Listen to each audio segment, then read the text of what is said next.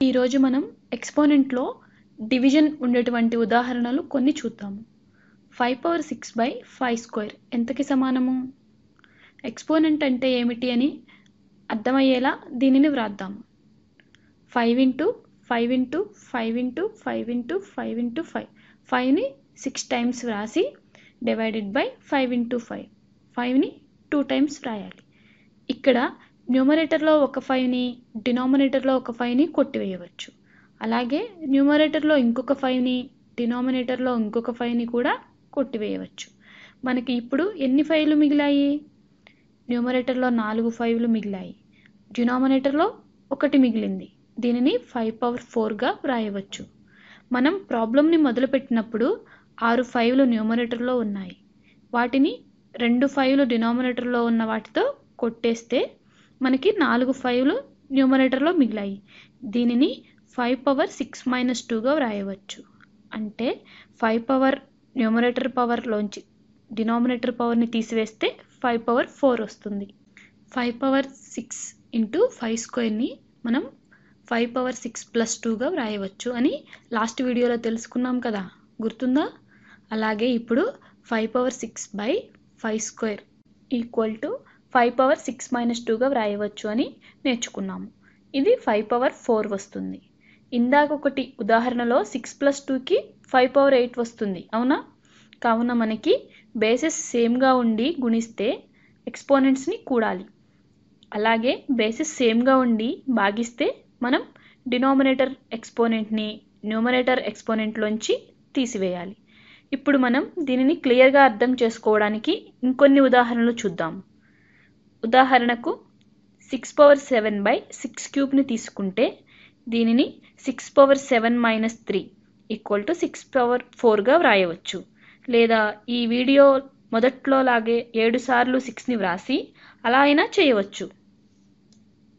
ఇప్పుడు ఇంకొన్ని ఉదాహరణలు చూద్దాము. 3/4/3/10 మనం బేస్ ఎక్స్పోనెంట్ సూత్రం ప్రకారం దీనిని 3 × 3 × 3 × 3/3 × 3 × 3 అలా 10 టైమ్స్ వ్రాయాలి. న్యూమరేటర్లోనూ డినామినేటర్లోనూ 4 3లు కొట్టివేయవచ్చు. కావున మనకి 1/3 × 3 × 3 × 3 అన్ని 6 టైమ్స్ 3లు ఉంటే అది 1/3/6 వస్తుంది. ఇందాక చెప్పిన సూత్రం ప్రకారం 3/4 - 10గా వ్రాయవచ్చు. ఇది 3/6 వస్తుంది. 3/6 ఇంకా 1/3/6 రెండూ సమానమే. 3/6ని 1/3/6గా కూడా వ్రాయవచ్చు. తర్వాత చేసే ఉదాహరణలో దీనిని ఎక్కువగా వాడతాము. ఏ నంబర్కైనా నెగిటివ్ పవర్ తీసుకుంటే a⁻b అది అంటే 1/ab అవుతుంది. అలాగే ab/ac ఉంటే మనకి ab-c వస్తుంది. ఇప్పుడు ఇంకొంచెం కష్టంగా ఉండే ప్రాబ్లమ్స్ని చేద్దాము. చూడండి, ఉదాహరణకు a³ b/4/a²b³ తీసుకుంటే ఇందాకటి ప్రాపర్టీని మనం వాడి బ్రాకెట్ లోపలి దాన్ని సింప్లిఫై చేయవచ్చు. a⁻3 - 2 లేదా a × a × a 3 సార్లు aని వ్రాసి 2 సార్లు aతో డివైడ్ చేస్తే a వస్తుంది. అలాగే b/4/b మనకి b³ వస్తుంది. కావున ab³ అవుతుంది. లోపలి దానిని సింప్లిఫై చేశాక బ్రాకెట్ బయట ఉన్న 3ని వ్రాయాలి. ఏలను సింప్లిఫై చేస్తే ఈ a వచ్చింది.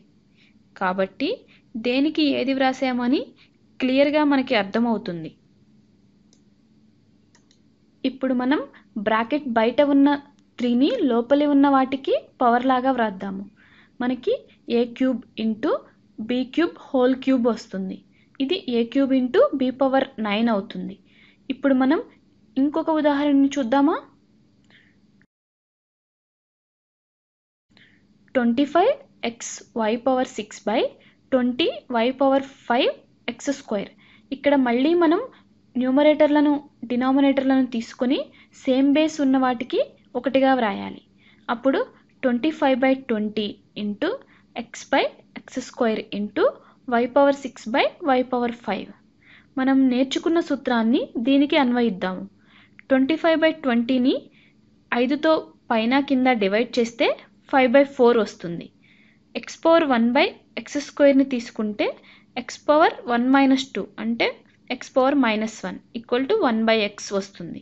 అలాగే y పవర్ 6/y పవర్ 5 తీసుకుంటే y పవర్ 6 - 5 = y వస్తుంది. ఇవి అన్నిటినీ కలిపి వ్రాస్తే 5/4 × 1/x × y. దీనిని 5y/4x × 1 అనేది y డినామినేటర్లో 1 ఉంది కాబట్టి 5y/4x వస్తుంది. మనం ఈ లెక్కని పూర్తి చేసేసాం.